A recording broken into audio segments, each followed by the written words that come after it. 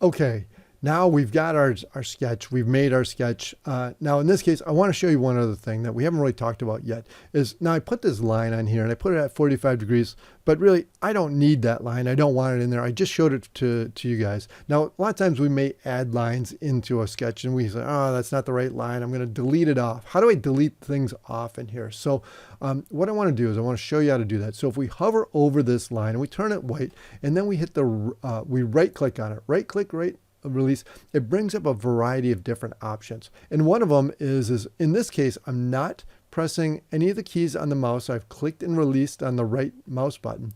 Now it has different options. As I move the mouse around, I can select delete, undo, centerline, construction. There's a variety of different things here, or go down to this menu down here. In this case, I want to go to delete, so I'm just going to go up and I'm going to left click on delete. It deletes it off. Not only does it delete the line, but because that dimension was associated with the line and we deleted the line, it deleted the dimension too. So it's pretty smart in the way that it deletes things off. But know that it's just a right click over the object that you want to do. That works for constraints as well. So if you just hover over the constraint, right click on it, you can delete those off pretty easy too. So now that we have our sketch, our two-dimensional sketch, we want to make this into a three-dimensional part. So we need to finish our sketch. So we've got the big green check mark at the top. We're going to just click on that. We're going to exit that sketch. Now, one of the things that it does is it rotates to kind of an isometric view of our sketch. And if you look at it, it's zoomed in and I can't see anything. So we want to zoom it out so we can sit it on the screen. So I'm going to use this little zoom all button over on the left hand or right hand side. Click on that and now it gives me my part. Now we can see that if we rotate this around, that is truly a two-dimensional object. I can look right at the edge of it. It doesn't have any depth or anything associated with it. Now this is a good time that I can kind of show you how did I rotate that around. Well, if you use the scroll wheel you can zoom in and out if you scroll it. If you push the scroll button down, there's a button there. If you haven't used it before, but there's a button there. And if you just click it down, you can pan left or right. You can pan your object around so you can kind of move it around on your screen a little bit easier.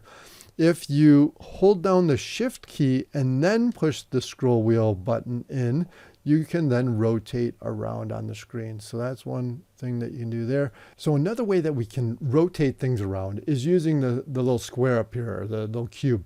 We can kind of click and drag on it. We can kind of move it around. Sometimes it's a little bit hard to get it to move where you want to. But if you just click on the front or the different surfaces or edges or corners, we can rotate this around to different views relatively easily. And it's another way that we can make these parts look the way that we want to, instead of trying to use our mouse and try to get it rotated into the right orientation. So we can use those couple tools. Now let's get into how we make this into some parts. So what we're going to do is we're going to make a feature. We need to make a feature from our sketch. And if we look in our feature tree over here, we have our sketch 1, and that is what we just made. And we're going to take that sketch and make it into a feature. And again, we're going to talk about a few different features. One is the extrude, one is the revolve, and then I'm going to talk about this fillet over here too. Those are the three main ones that we're going to use. And actually the extrude has a couple different options, so I'm going to talk about that in a little bit more depth for both of those.